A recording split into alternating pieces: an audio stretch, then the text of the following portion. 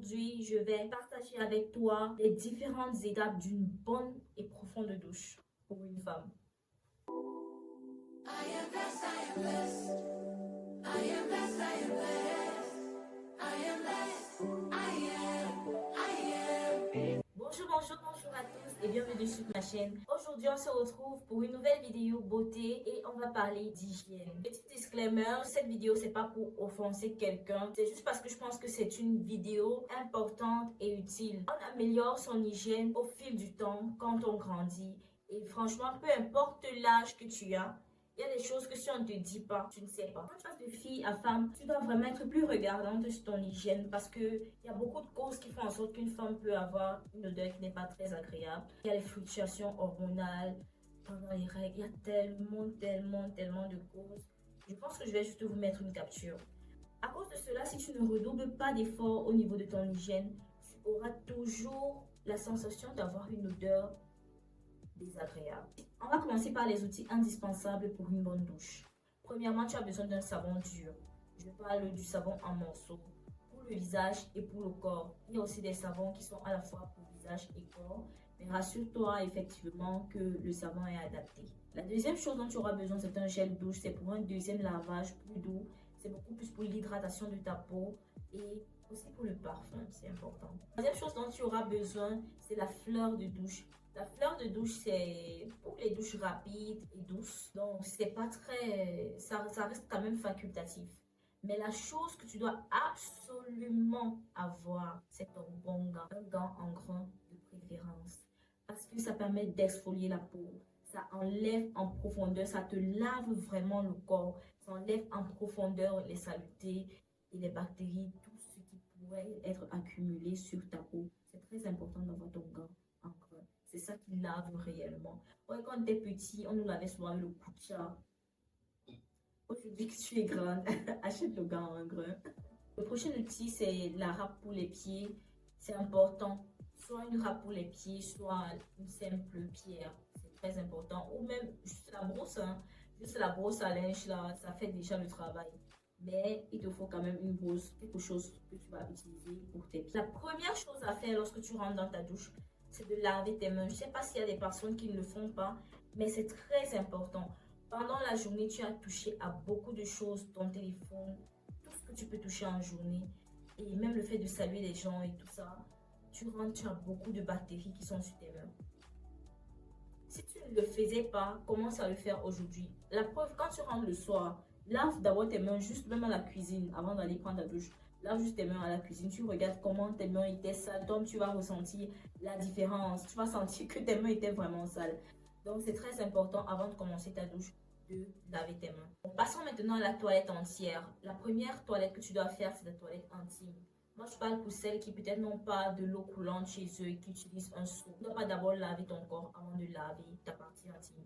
Tu commences avec ta partie intime parce qu'il faut de l'eau propre, bien claire. Donc, c'est la première chose que tu laves. Tu pourrais utiliser un gel intime. Il y a plusieurs gels sur le marché avec pH neutre. Vraiment, rassure-toi que tu achètes le bon gel au bon endroit. Si tu achètes en pharmacie, c'est encore mieux. J'ai déjà fait une vidéo entière dédiée à l'hygiène intime et je vais te la mettre quelque part là il y a un point qui s'affiche quelque part là. Je vais te mettre ça à ce niveau, tu pourras aller regarder. Je vais aussi te mettre le lien dans la description. Là-bas, j'ai parlé plus en détail de la douche intime, comment faire pour ne pas avoir les odeurs et tout. Et si tu as des questions, n'hésite pas à les mettre en commentaire, je réponds toujours. Une fois que tu as terminé avec la douche intime, la prochaine partie du corps que tu devrais laver, c'est ton visage. Parce que oui, le visage, la peau du visage est aussi très fragile. Et il faut tout ce qui est doux et propre. Tout comme pour ta douche intime, tu n'avais pas encore besoin du gant. Pour ton visage, tu n'en as pas aussi besoin forcément. L'idéal, c'est toujours d'utiliser ses doigts pour le visage parce que c'est aussi une partie assez sensible, d'accord? Tu utilises bien sûr le savon approprié pour nettoyer ton visage. Et après, tu passes au niveau du corps. C'est là que vraiment il faut mettre l'accent. Je ne vais pas venir te dire que tu vas frotter tes bras, non. Je vais juste mettre l'accent sur les parties du corps que, en général, beaucoup de personnes oublient de laver. Et pourtant, ce sont des parties qui gardent énormément de saleté, de bactéries et qui font en sorte que même quand tu as pris ta douche, tu as toujours l'impression qu'il y a quelque chose qui ne va pas. Il y a toujours une petite odeur gênante là qui te dérange. Ce sont ces parties-là que tu oublies complètement de laver. La première partie, ce sont les pieds. Les pieds, on se dit peut-être que l'eau ruisselle dessus, et bon, ça va, mais c'est non, c'est faux. Si tu ne laves pas, ce n'est pas propre. Il y a les parties entre les orteils. Ces parties-là gardent beaucoup de bactéries. C'est pour ça que certaines personnes ont des mycoses à ce niveau-là, qu'on appelle souvent les pieds d'athlète, si je ne me trompe pas. Ça démange et ça sent très mauvais. C'est justement parce qu'il y a un problème d'hygiène à ce niveau. Est-ce que tu laves entre tes orteils? Est-ce que tu laves même tes pieds? Même la plante des pieds, si c'est assez dur, c'est juste parce qu'il y a un problème d'hygiène. C'est pas tout le temps que tu vas faire les soins pédicures, comme dans la vidéo que je vous ai fait il y a quelques jours. C'est pas tout le temps que tu vas faire les soins de pédicure. Mais maintenant, quand tu as fait ton soin de pédicure, pour que la peau de la plante de tes pieds reste assez il faut bien que chaque jour tu laves les pieds, c'est important. Donc tu pourrais utiliser soit une brosse, soit la pierre, comme je t'ai montré, soit une râpe plus douce que la râpe. La prochaine partie du corps qu'on oublie très souvent de laver, c'est l'arrière des oreilles. Juste prends une lingette blanche, un mouchoir et pose l'arrière de tes oreilles. Tu vas voir comment c'est sale. Alors tu te dis parfois que quelque chose qui ne va pas, il y a quelque chose qui ne va pas. Et aussi le nettoyage de l'intérieur, pas juste avec le coton-tige, mais un nettoyage vraiment en profondeur. C'est vrai que là, ça reste un peu plus compliqué. Je ne vais pas m'aventurer dans cette explication, mais en tout cas, sache qu'il y a l'arrière de tes oreilles que tu pourrais au moins se laver pendant ta douche. C'est très important, donc n'oublie pas cela. La troisième partie du corps sur laquelle je voudrais mettre l'accent sont les différents plis du corps. Quand je parle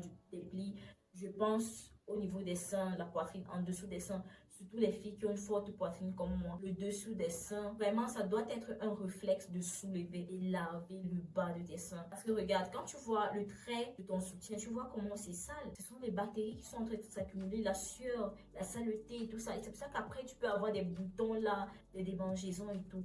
C'est très important. Tous les plis du corps, le bas des fesses, en dessous des fesses, la ligne du bas là, c'est à laver. Et quand tu as des fesses assez voluptueuses, c'est très important, ma chérie. Tu lèves et tu laves entière. De là que proviennent certaines odeurs qui ne sont pas du tout agréables. Et aussi, si tu as les poignées d'amour, tu soulèves tes poignées d'amour, tu laves bien les creux, tu laves bien les creux. C'est là que s'accumule vraiment beaucoup de bactéries. Prochaine partie du corps qu'on oublie peut-être parfois de laver, ou alors c'est juste parce que c'est difficile d'accès, c'est le dos. Très souvent, il y a des filles qui portent le dos nu, mais ça ne donne pas, ça ne va pas. Simplement parce que le dos n'a pas la même couleur. Quand tu regardes son dos, c'est crasseux parce qu'elle ne prend pas la peine de bien laver le dos. Si tes mains ne sont pas assez flexibles pour pouvoir le faire avec ton petit gant, achète un gant long ou une brosse pour pouvoir bien frotter ton dos.